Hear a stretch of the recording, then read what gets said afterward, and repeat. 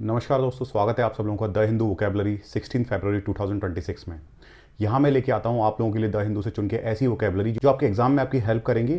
चाहे आप किसी भी एग्जाम को टारगेट कर रहे हो जिसमें इंग्लिश उस एग्जाम के सिलेबस का पार्ट हो, तो आपको डेफिनेटली द हिंदू की ये वोकेबलरी बहुत हेल्प करेगी। तो दोस्तों देखते हैं कौन से द हिंदू के वर्ड्स हैं हमारे पिटारे में। दोस्तों पहला हमारा वर्ड है आउस्टर। आउस्टर का मतलब होता है पदच्युत करना या हटाया जाना। दोस्तों ये जो वर्ड है पदच्युत, पद माने कोई पोस्ट या कोई डेजिग्नेशन, और च्युत मतलब हटाना। तो पदच्युत करना मतलब किसी को किसी पोस्ट से हटाना। जैसे एग्जाम्पल के तौर पे अगर मैं आपको बताऊं तो 2024 के आसपास जो शेख हसीना थी, प्राइम मिनिस्टर थी बांग्लादेश की, उनको आउस्टर कर दिया था बांग्लादेश से एक रिवॉल्ट के बाद। समझ गए दोस्तों। दोस्तों वहीं अगर इसके एंटोनिम की बात करें तो वो होता है रिटेंशन। रिटेंशन का मतलब होता है बनाए रखना। जैसे दोस्तों 2014 के बाद 2019 में और 2024 में वोटर्स ने अपना मन बना लिया किस चीज़ का, मोदी जी को रिटेंशन करने का एज अ पीएम, मतलब उनको पीएम बनाए रखने का। दूसरे एग्जांपल के साथ इसको समझें तो अगर मान लीजिए आप रिवीजन बहुत सारा करते हैं, बहुत ज़्यादा बार करते हैं, तो आपकी जो रिटेंशन पावर है, मतलब जो आप बनाए रखने की, किसी चीज़ को अपने याद रखने की, अपने मस्तिष्क में, अपने दिमाग में, वो बहुत ज़्यादा रहती है। इसीलिए आपको रिवीजन पे फोकस करना चाहिए। समझ गए दोस्तों। दोस्तों अगला हमारा वर्ड है स्कफल। स्कफल का मतलब होता है हाथापाई, झड़प। तो आप लोग कभी बाजार जाते होंगे या कहीं बाहर जाते होंगे तो आपने देखा होगा ना किस तरह से तू मैं से शुरुआत होती है और फिर वो बात स्कफल पे, हाथापाई पे, झड़प पे जाके खत्म होती है कई आदमियों के बीच। या फिर आपने देखा होगा शराब पी के कई लोग स्कफल कर रहे होते हैं, हाथापाई कर रहे होते हैं, झड़प कर रहे होते हैं। तो दोस्तों फिजिकल फाइट जिसमें हाथापाई हो, थोड़ी बहुत झड़प हो, वो स्कफल कहलाती है। दोस्तों वहीं अगर इसके एंटोनिम की बात करें तो वो होता है ट्रुस। ट्रुस का मतलब होता है संघर्ष विराम। मतलब अगर मान लीजिए किन्हीं दो पक्षों के बीच में लड़ाई चल रही है, अगर वो मान लीजिए लड़ाई रोक देते हैं तो वो ट्रूस कहलाता है, संघर्ष विराम कहलाता है। जैसे ऑपरेशन सिंदूर के बाद इंडिया और पाकिस्तान का किस तरह से लड़ाई बंद होके ट्रूस हो गया था, संघर्ष विराम हो गया था। मतलब जो उनका संघर्ष चल रहा था बीच में आपसी सैन्य संघर्ष, उसके ऊपर विराम लग गया था, वो रुक गया था। समझ गए दोस्तों। दोस्तों अगला हमारा वर्ड है एनविसाज। एनविसाज का मतलब होता है कल्पना करना या अनुमान लगाना। दोस्तों आप लोगों ने देखा होगा मान लीजिए कोई बड़ी बिल्डिंग बननी है, या कोई मॉल बनना है, या कोई ब्रिज बनना है, या कोई ऐसा स्ट्रक्चर बनना है जो बहुत ही ज़्यादा कॉम्प्लेक्स है, तो उसको सबसे पहले आर्किटेक्ट अपने मन में क्या करता है, एनविसाज करता है, मतलब कल्पना करता है, अनुमान लगाता है कि वो किस तरह की बनेगी। समझ गए दोस्तों। वहीं अगर इसके एंटोनिम की बात करें तो वो होता है ओवरलुक। ओवरलुक का मतलब होता है नज़रअंदाज करना, मतलब किसी चीज़ को इग्नोर करना। जैसे किस तरह से पृथ्वीराज चौहान ने मोहम्मद गौरी को जिंदा छोड़ के ओवरलुक किया था उस डेंजर को, उस खतरे को, कि एक खतरनाक दुश्मन को जिंदा छोड़ना कितना घातक हो सकता है, और वो उनके लिए हुआ भी। तो दोस्तों पृथ्वीराज चौहान ने क्या किया था, ओवरलुक किया था अपने एनिमी को छोड़ने के, डेंजर को, खतरे को। समझ गए दोस्तों। दोस्तों अगला हमारा वर्ड है एक्सचेकर।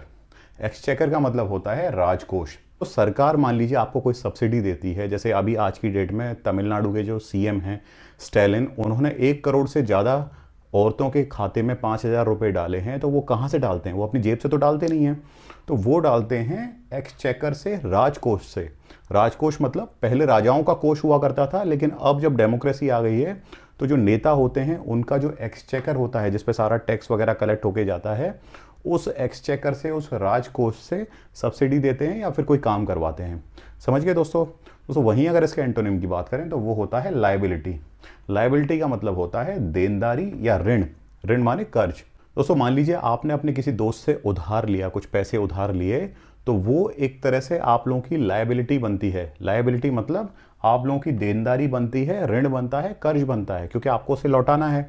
ऐसा तो नहीं आप लोग सोचते हो कि उसको खा जाएं, ऐसा कभी मत करिएगा। वैसे इंडिया में अगर मान लीजिए आपको किसी से संबंध बिगाड़ना है तो उसको कर्ज दे दीजिए, आप अपने आप उसके कलर देख लेंगे, रंग देख लेंगे उस इंसान के, तो आप लोग हमेशा कर्ज लौटाएं। तो इसीलिए कर्ज जो होता है, ऋण होता है या किसी की देनदारी होती है, वो लायबिलिटी कहलाती है। इसीलिए तो हम जब लोन पे कार वगैरह ले लेते हैं तो वो हमारी लायबिलिटी कहलाती है, एसेट्स नहीं कहलाते हैं। समझ गए दोस्तों। एसेट्स वो चीज़ होती हैं जो आपकी वैल्यू एडिशन करें या फिर आपके पास कुछ धन इकट्ठा करने में मदद करें।